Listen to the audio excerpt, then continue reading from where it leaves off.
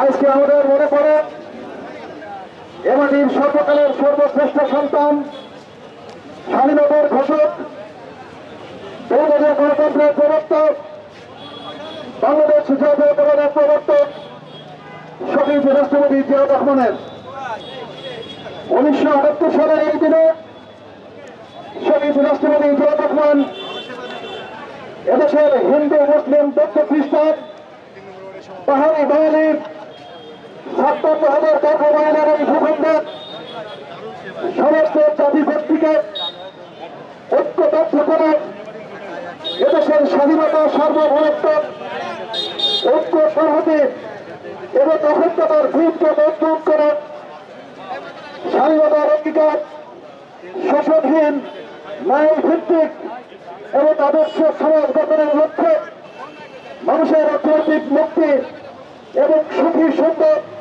সমাজ এবং অর্থনৈতিক মুক্তির জন্য এদেশের মানুষের সামনে যে মতবাদ উপস্থাপন করেছিলেন সেই মতবাদ হচ্ছে বাংলাদেশী জাতীয়তাবাদ। এবং এই বাংলাদেশী জাতীয়তাবাদের উপর ভিত্তি করে সেদিন যে পদ প্রতিষ্ঠিত হয়েছিল সেই দলের নাম বাংলাদেশ জাতীয়তাবাদী দল।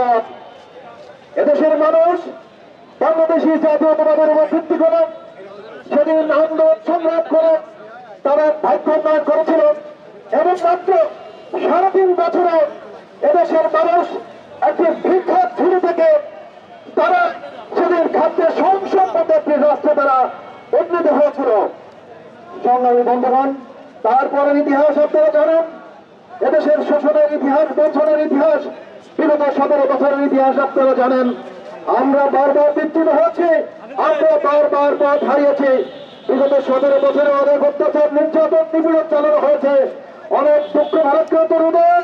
আমরা শেষ পর্যন্ত বলতে চাই, অনেক নির্যাতন নিপীড়নের পরও আমাদের মাঝে এখনো বেঁচে আছেন এদেশের মানুষের শেষ আশার বাতিঘর দেশনেত্রী বেগম খালেদা জিয়া। অনেক অত্যাচার, নির্যাতন সহ্য করে আমাদের মাঝে এখনো বেঁচে আছেন দেশের জনাব তারেক রহমান। তাই আমি আপনাদেরকে বলতে চাই, আমাদের সুযোগ শেষ হয়ে যায়নি। আমরা দেশের মানুষের কাছে যাব, আমরা দেশের মানুষের কাছে শহীদ রাষ্ট্রপতি জিয়াউর রহমানের 19 দফা, দেশনেত্রী বেগম খালেদা জিয়া 2030 ব্যক্তিত্বের খন্ড এবং দেশের জনাব তারেক রহমানের 31 দফা নিয়ে আমরা দেশের মানুষের কাছে যাব এবং সামনের যে নির্বাচন 2026 সালের ফেব্রুয়ারিতে যে নির্বাচন হবে সেই নির্বাচনে আমরা সাধারণ মানুষের কাছে ভোট প্রার্থনা করবো। এতটাই কুষ্টিয়ার দিনে যাকে ধানের শীষ দেওয়া হোক দেশনেত্রী বেগম খালেদা জিয়া, দেশের জনাব তারেক রহমান যাকে ধানের শীষ দেবে আমরা সবাই মিলে তার পিছনে নির্বাচন করে আমি আমার বক্তব্য শেষ করছি।